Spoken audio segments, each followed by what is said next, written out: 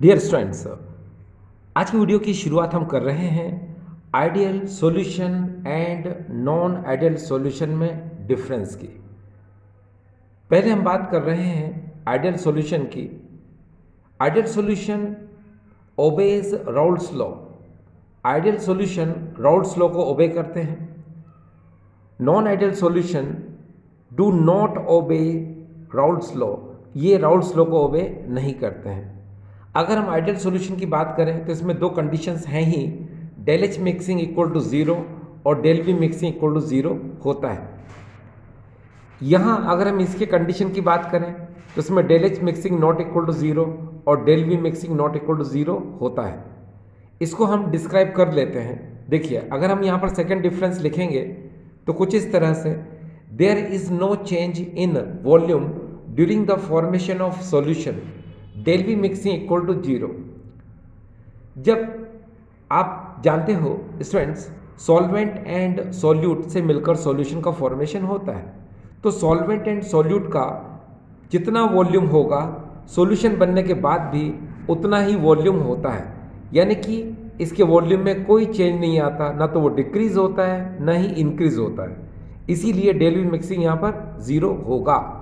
अगर हम non ideal solution की बात करते हैं तो देखिए, there is change in volume during the formation of solution, del V mixing not equal to zero. इसमें जब सॉल्वेंट एंड सॉल्यूट मिलकर सॉल्यूशन को बनाते हैं तो उस कंडीशन में जो इनका वॉल्यूम होता है वो या तो इंक्रीज हो जाएगा या फिर डिक्रीज हो जाएगा।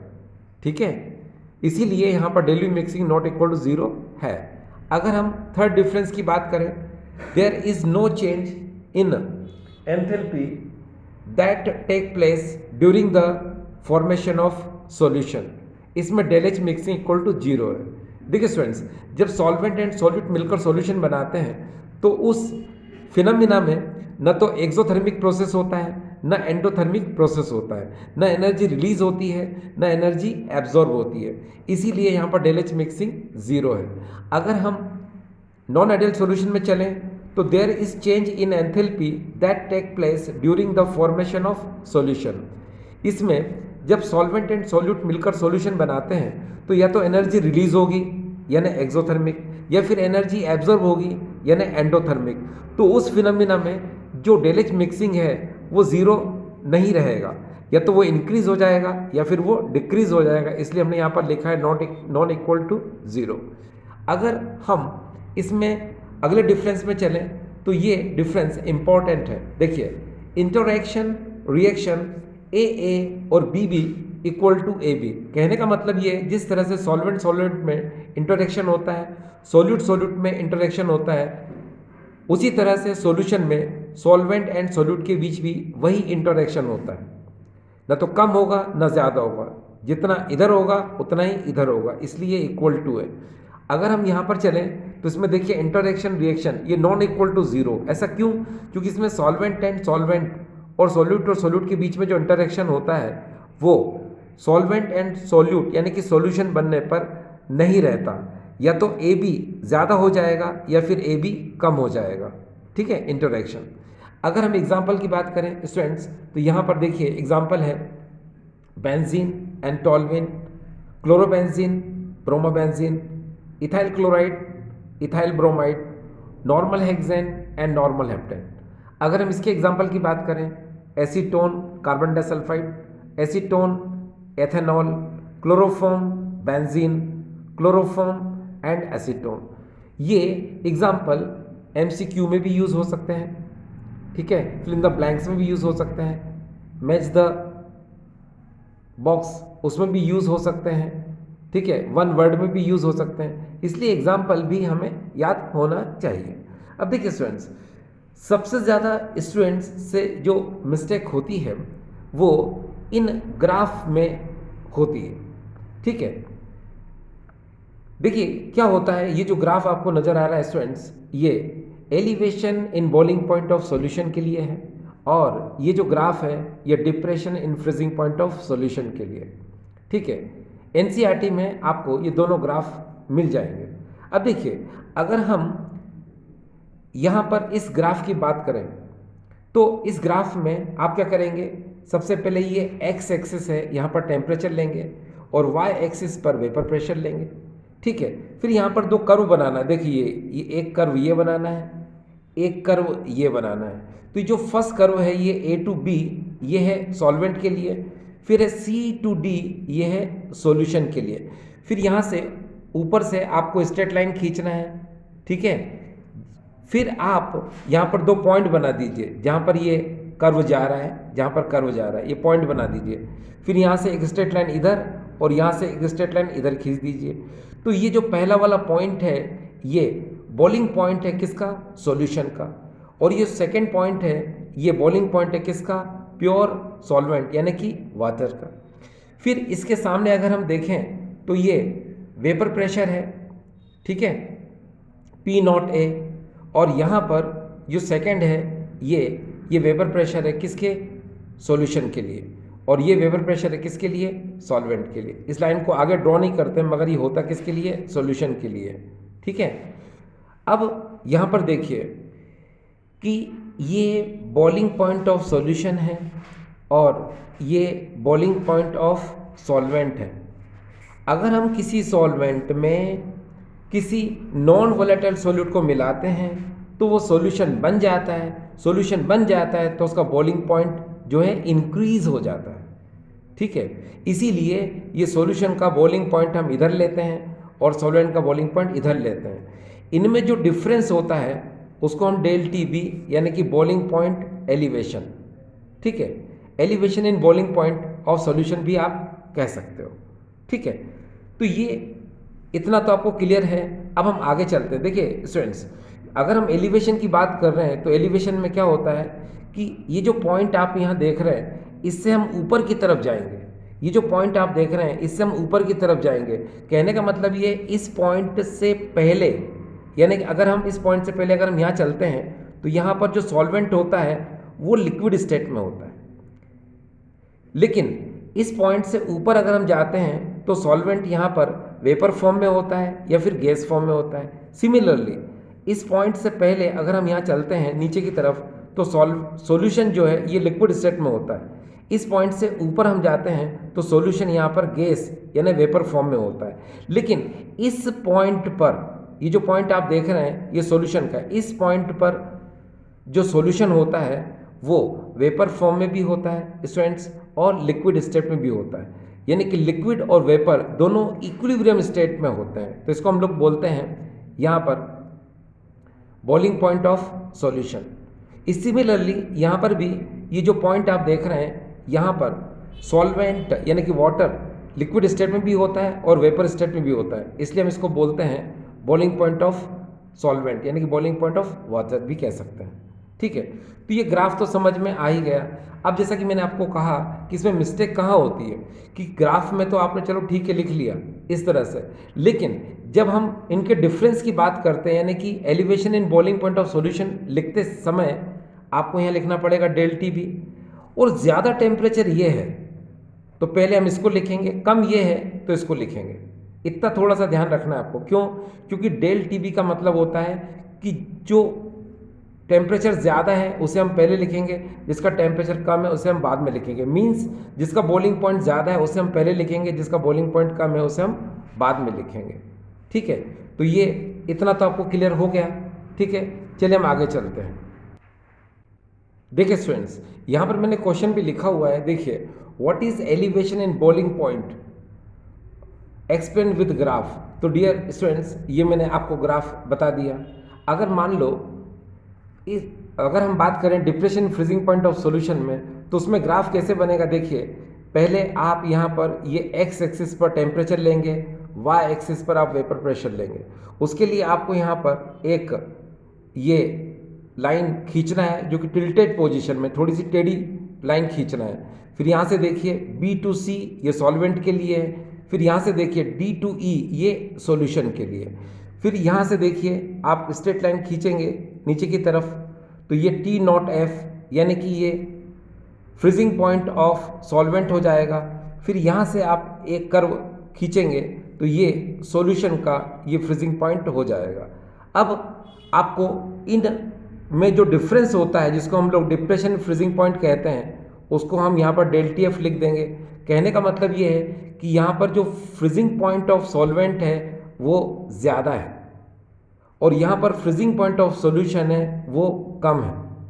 ठीक है, अब यहाँ पर जब हम लिखते हैं डिप्रेशन फ्रीजिंग पॉइंट, तो ये देखो डेल टी एफ लिखा। अब जैसा कि मैंने आपको बताया ज़्यादा क्या है, ये है, तो पहले हमने इसको लिखा। कम कौन है, ये, तो हमने इसको लिख लिया। अब एनसीईआरटी में अगर आप ग्राफ देखेंगे तो आप इतना ही ग्राफ आपको मिलेगा, आगे आपको बनाने की ज़रूरत नहीं है। अगर आप बनाना चाहें तो बता सकते हैं, क्योंकि आपके दिमाग में एक चीज़ चलेगी कि सर टेम्परेचर ठीक है, ये तो लिखा हुआ है, वेपर प्रेशर आपने इधर लिखा है मगर यहाँ तो कहीं इंडिकेट ही नहीं है, तो चलो उसको इंडिकेट कर देते हैं। देखिए, आप यहाँ से एक लाइन यहाँ से ले लीजिए, ठीक है, यहाँ पर लिख दीजिए पी नॉट ए, फिर एक लाइन आप यहाँ पर खींच दीजिए, ये हो जाएगा पी ए। तो आप देखेंगे कि प्योर सॉल्वेंट का जो वेपर प्रेशर है वो ज़्यादा है और सॉल्यूशन का वेपर प्रेशर है वो है क्या, कम। क्योंकि ये तो होता ही है, आप बहुत अच्छे से जानते हैं, किसी भी सॉल्यूशन का वेपर प्रेशर हमेशा कम होता है प्योर सॉल्वेंट के वेपर प्रेशर के कंपैरिजन में। ठीक है, तो ये ग्राफ भी आपको आई होप समझ आ ही गया होगा। चलिए डियर स्टूडेंट्स, अब हम आगे की तरफ चलते हैं। अगला क्वेश्चन हमारे सामने है, describe dry cell with labelled diagram. अभी आप ड्राई सेल का ये लेबल डायग्राम देख रहे हैं। इस लेबल डायग्राम में आप हमेशा ध्यान रखिए कि नीचे की तरफ यहाँ पर माइनस और ये जो आपको मेटल कैप दिख रही है ऊपर आपको यहाँ पर प्लस लिखना है। ठीक है, बाकी तो ये लेबल्ड, ये देखिए ये मेटल कैप है जो ऊपर से लगाई गई है, ये मेटल कैप है। यहाँ पर जो रेड है ये ग्रेफाइट रॉड है जो कैथोड का काम करती है, यानी प्लस का काम करती है। यहाँ पर कार्बन और MnO2 का ये ब्लैक पाउडर है। फिर ये जो वाइट पार्ट आपको नज़र आ रहा है जितना भी, यहाँ पर पेस्ट ऑफ NH4Cl और ZnCl2 और NH4Cl का ये वाइट पेस्ट होता है जो कि स्टिकी होता है ना। ठीक है, फिर ये अंदर की तरफ जो आपको नज़र आ रहा है ये पूरा का पूरा ये जो नज़र आ रहा है ये यहाँ तक ये जिंक सिलेंडर है जो कि एनोड यानी माइनस का काम करता है।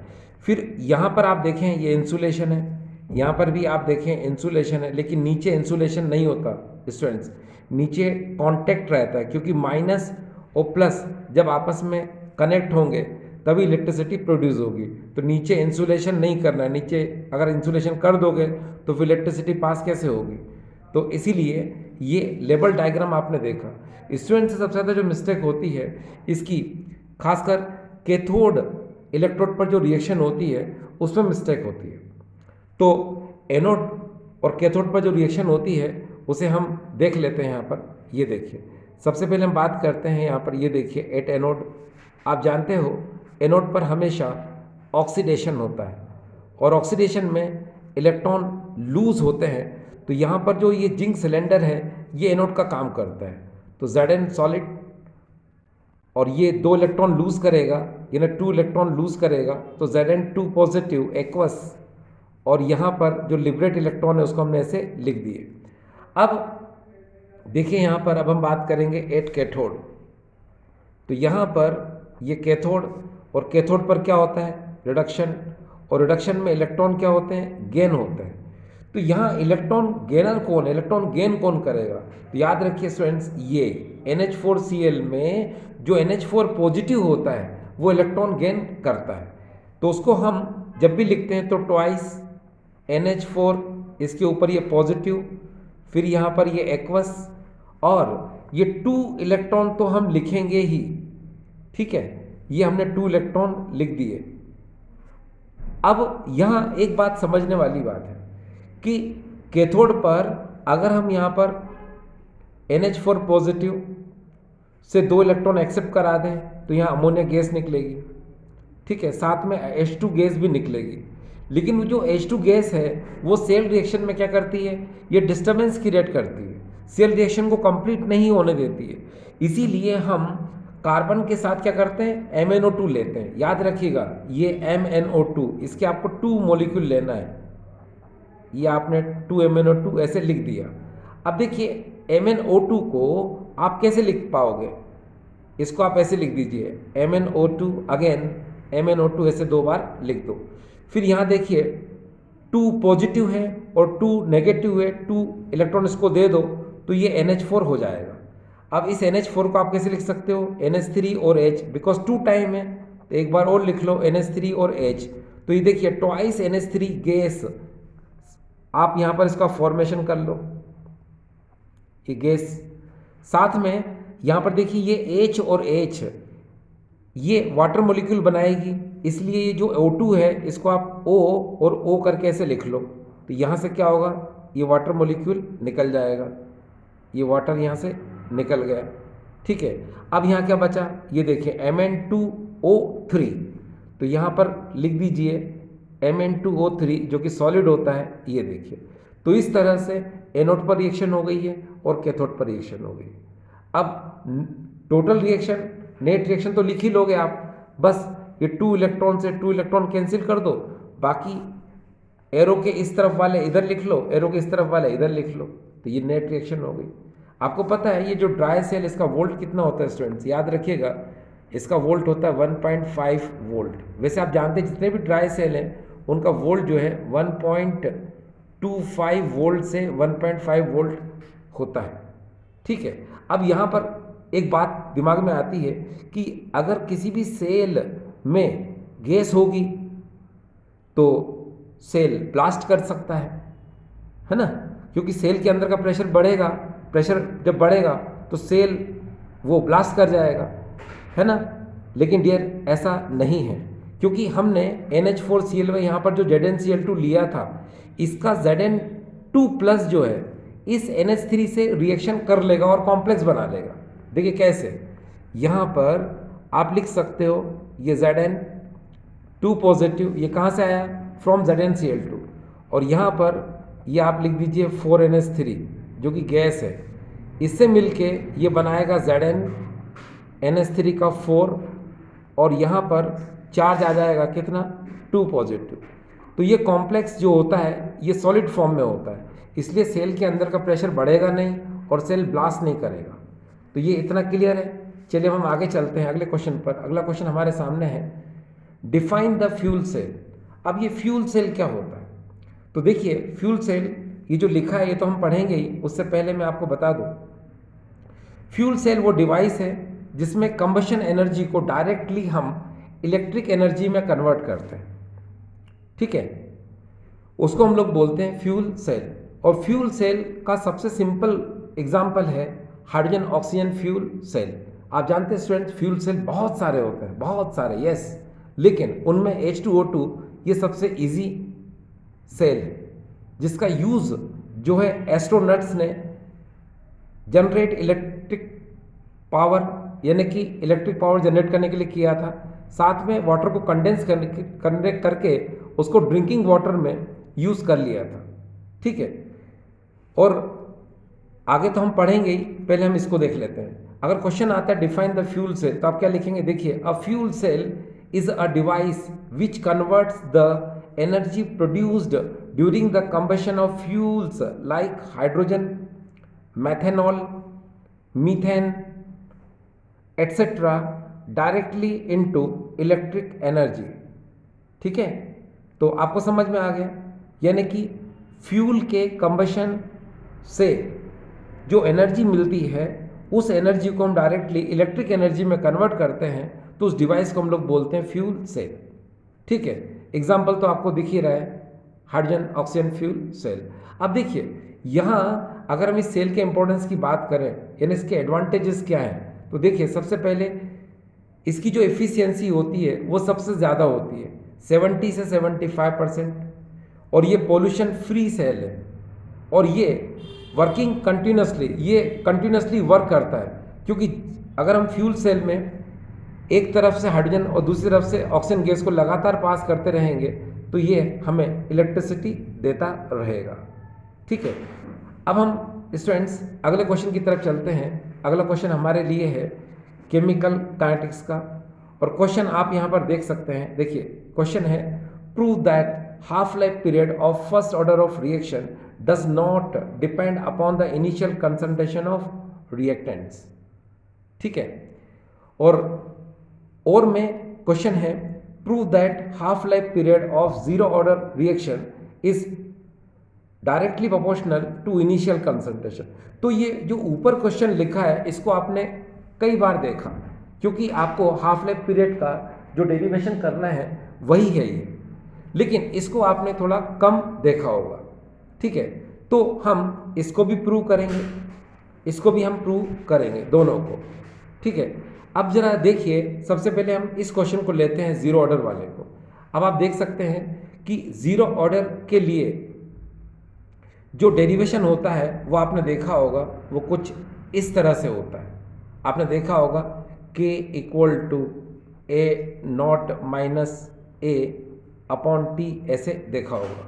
तो इसको मैंने t को इधर पहुंचा दिया, k को नीचे पहुंचा दिया। ये देखिए, अगर हम यहाँ पर हाफ लाइफ टाइम की बात करें तो आपको पता है कि वो टाइम जिसमें किसी भी केमिकल रिएक्शन में पार्टिसिपेट करने वाले रिएक्टेंट मॉलिक्यूल की इनिशियल कंसंट्रेशन रिड्यूस होकर हाफ हो जाती है, वो टाइम उस केमिकल रिएक्शन का हाफ लाइफ टाइम होता है। तो आपको करना यहाँ पर क्या है स्टूडेंट्स, याद रखिए कि यहाँ जो ए है दिख रहा है आपको, ये ए, इसकी जगह पर आपको ए नॉट बाय 2 ये यूज़ करना है। ठीक है, तो होता ये है कि जब हम इसको यूज़ करेंगे तो हम इसको पुट करते हैं, देखिए, और लेकिन यहाँ t की जगह पर हम t1/2 ज़रूर रखेंगे। तो चलो इसको देखते हैं हम लोग। तो ये हो जाएगा यहाँ t1/2 इक्वल टू, ये हो जाएगा a नॉट माइनस ये a0/2, और नीचे यहाँ पर ये जो k दे रखा है, इसको इजी करने के लिए हम ऐसे भी कर सकते हैं, k को t½ के साथ लिख लें कि t½ इंटू k कर लो इक्वल टू, पहले इतने पार्ट को हम सॉल्व कर लेते हैं, इतने पार्ट को। तो यहाँ क्या होगा, ये देखिए a0 और यहाँ पर आ जाएगा a0/2, इसका एलसीएम ले लो स्टूडेंट्स। तो ये t1/2 इंटू k, यहाँ पर हो जाएगा ये 2a0 माइनस a0 और अपॉन में आ जाएगा ये 2। अब 2 फिर कॉमन ले लो इसके अंदर। ठीक है, इसके अंदर अगर हम ये 2a0 माइनस a0 करें तो यहाँ पर एक a0 बचेगा। तो आप ऐसे कर लो t1/2 इंटू k। अब 2 में से 1 अगर हम सब्ट्रैक्ट कर देते हैं तो यहाँ हो जाएगा क्या, a0 और बाय ये 2। अब k को नीचे पहुँचा दो तो ये हो जाएगा t1/2 इक्वल टू a0/2 और ये k।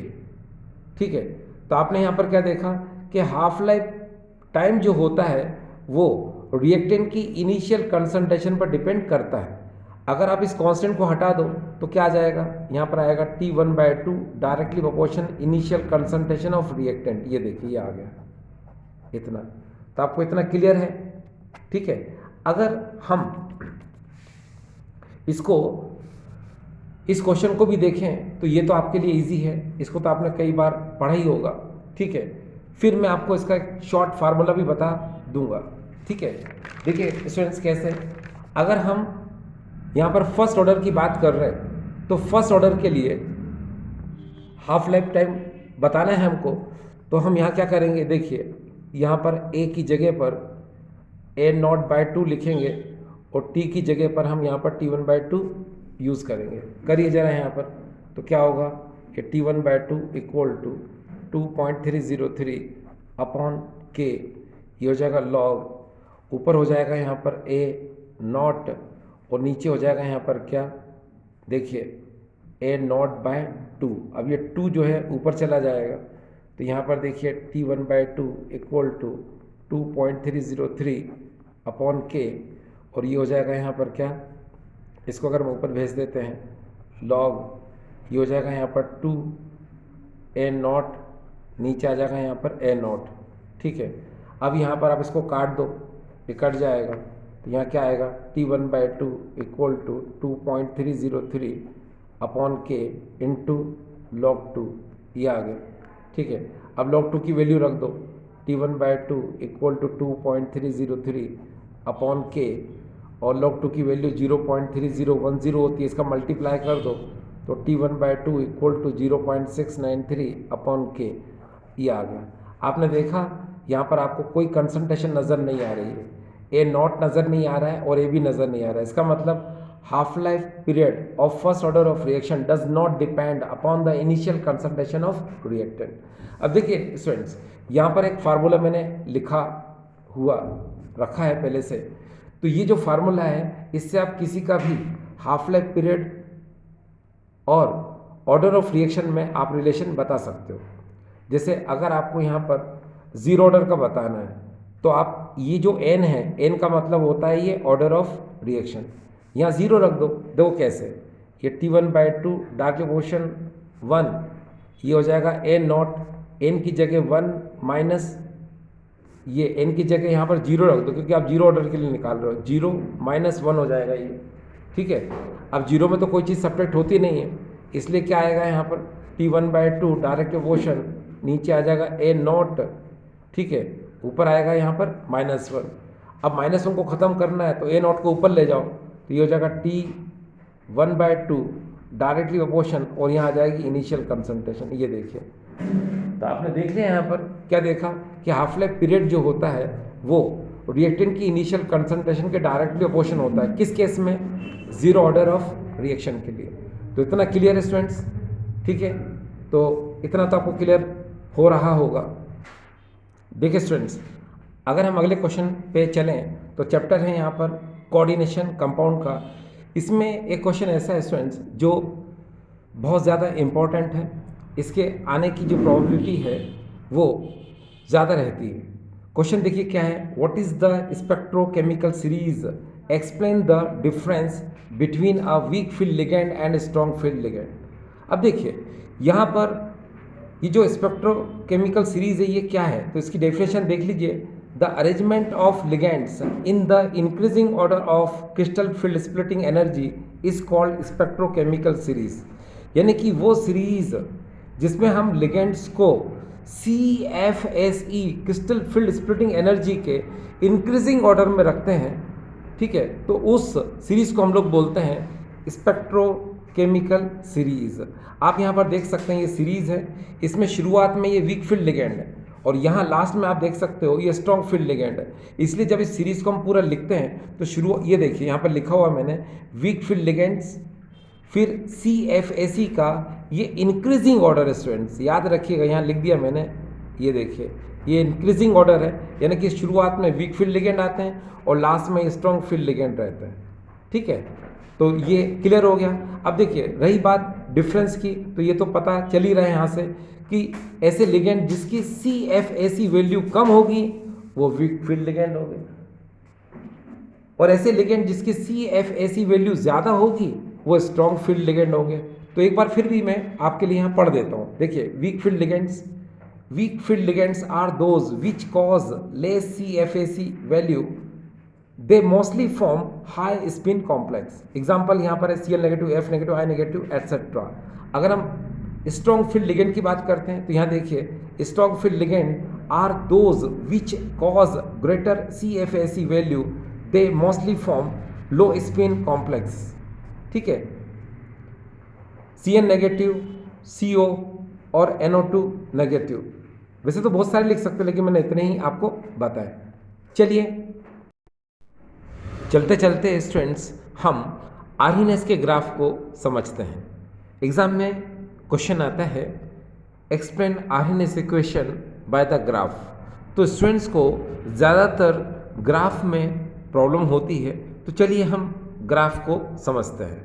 देखिए स्टूडेंट्स, यहाँ पर लिखा है ग्राफ फॉर आर्हीनेस इक्वेशन। अब अगर हमें आर्हीनेस इक्वेशन के ग्राफ को समझना है तो ये इक्वेशन आना ज़रूरी है। ये इक्वेशन आएगी उसके बाद ही स्टूडेंट्स हम ये ग्राफ जो है प्लॉट कर पाएंगे 1/t और log k के बीच में। अब आर्हीनेस इक्वेशन को जब हम ड्राइव करते हैं तो हमको मिडिल में ये इक्वेशन मिलती है। तो चलिए हम शुरुआत से आपको समझाने की कोशिश करते हैं। देखिए स्टूडेंट्स, आप बहुत अच्छे से जानते हैं अगर हम आर्हीनेस इक्वेशन की बात करें तो ये देखिए ये k डायरेक्टली प्रोपोर्शन e की पावर है minus E A upon R T. ये देखिए यहाँ के रेट कांस्टेंट है जिसको हम वेलोसिटी कांस्टेंट भी कहते हैं। ये डायरेक्टली प्रोपोर्शनल होता है exponential E minus E A upon R T, यानी ई की पावर है माइनस ई अपॉन आर टी। अब हम क्या करेंगे, इस डायरेक्टली प्रोपोर्शन का साइन हटाएंगे, के इक्वल टू हटा दिया इसको, तो हमारे पास हमें एक कांस्टेंट मिला जिसको हम आर्हीनेस कांस्टेंट कहते हैं। ठीक है, dot E minus E A upon R T, ये इतना आ गया।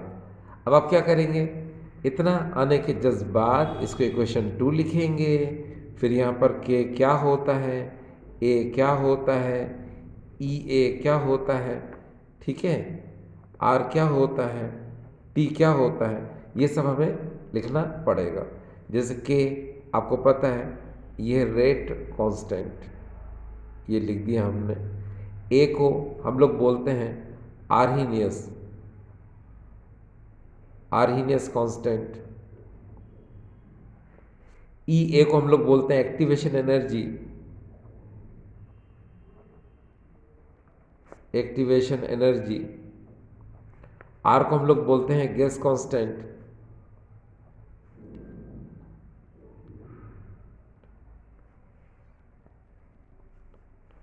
टी को हम लोग बोलते हैं टेम्परेचर इन केल्विन। अब देखिए स्टूडेंट्स, इतना होने के जस्ट बाद हम क्या करते हैं, इस इक्वेशन में दोनों तरफ हम ln नेचुरल लॉग लेते हैं। तो यहाँ पर लिख दीजिए taking ln both side, both side दोनों तरफ ln ले लो, तो ये हो जाएगा ln के इक्वल टू ln, और यहाँ पर देखिए a डॉट ई की पावर में है minus E A upon R T. Equation number 3। देखिए स्टूडेंट्स, यहाँ ln मतलब नेचुरल लॉग है, तो आप यहाँ पर एक फार्मूला जानते होंगे, log m into N equal to होता है log m plus log n, ये होता है।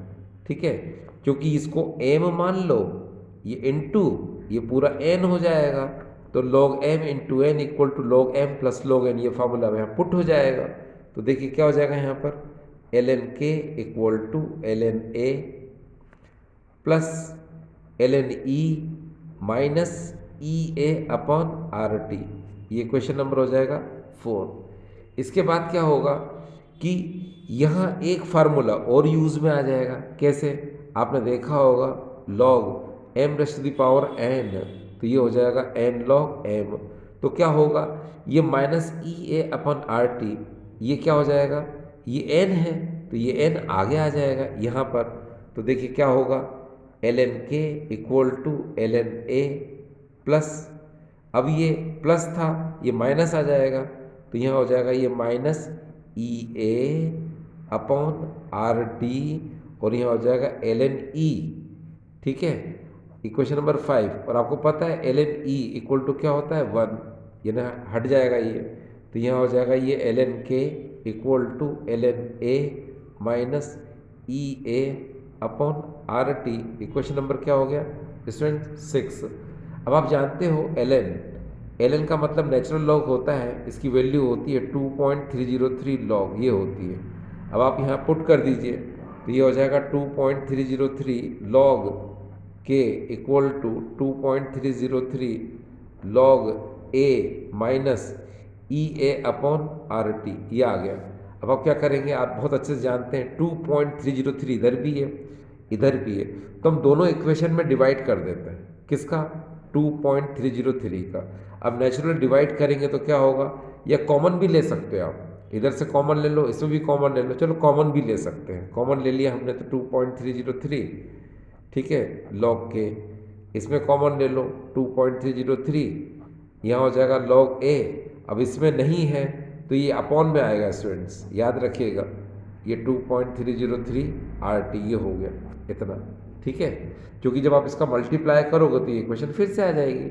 अब यहाँ से इसको उड़ा दो, तो यहाँ क्या बचेगा, यहाँ हो जाएगा log k इक्वल टू, ये हो जाएगा log a minus E A upon 2.303 RT, ये इतना आ गया।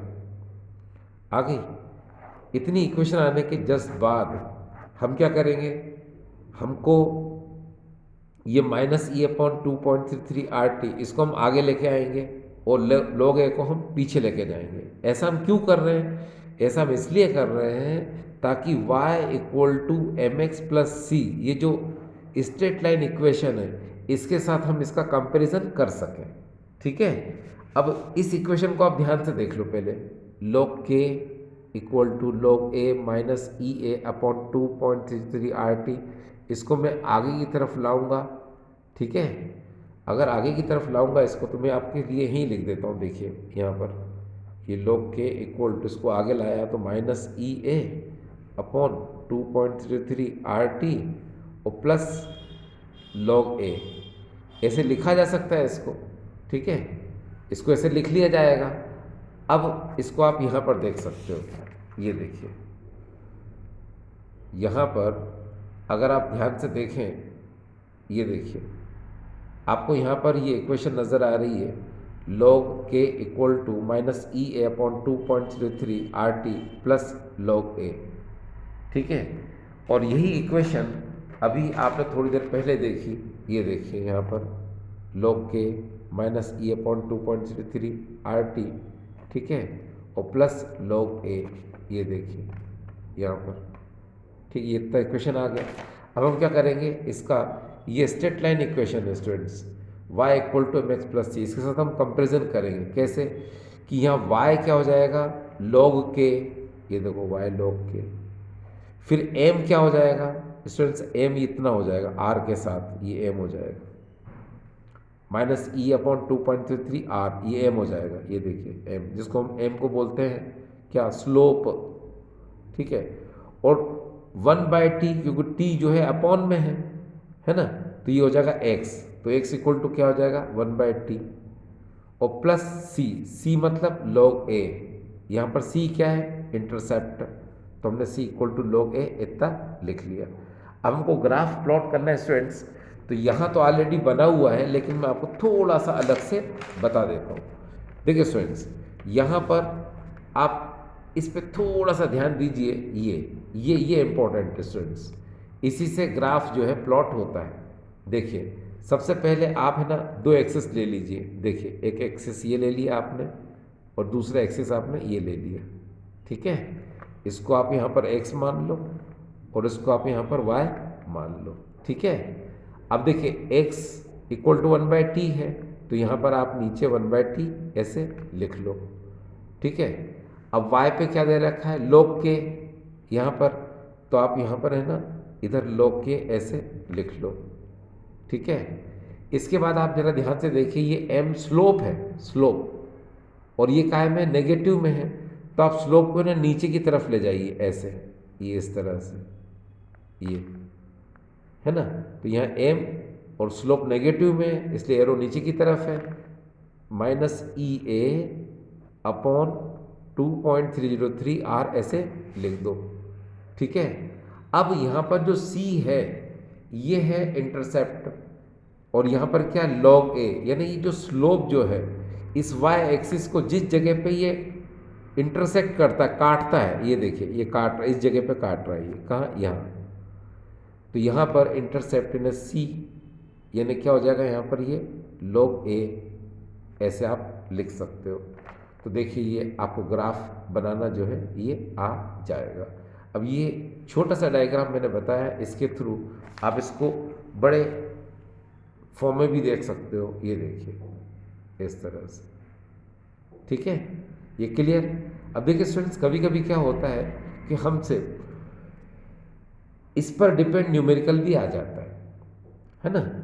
जैसे कैसे आता है जरा देखिए आप, slope equal to minus E A upon 2.33 R, ये ठीक है, हमसे पूछ लिया जाता है कि हम आपको स्लोप दे रहे हैं, आर गैस कांस्टेंट की वैल्यू दे रहे हैं, बताइए एक्टिवेशन एनर्जी क्या होगी। तो पहले आप एक काम करो, माइनस ई ए को वहीं रहने दो, इसको आप इधर लेके आओ, तो आपको ये इक्वेशन मिल जाएगी। मिल गया। अब दोनों तरफ माइनस का मल्टीप्लाई करो तो आपको ये इक्वेशन मिल जाएगी, मिल गई। तो आपको स्लोप देगा क्वेश्चन में, आर की वैल्यू भी देगा, उसका मल्टीप्लाई कर देना तो एक्टिवेशन एनर्जी जो है फाइंड हो जाएगी। तो ये इतना क्लियर है स्टूडेंट्स। तो आई होप स्टूडेंट्स आज का वीडियो आपके लिए यूज़फुल होगा। ठीक है, थैंक यू।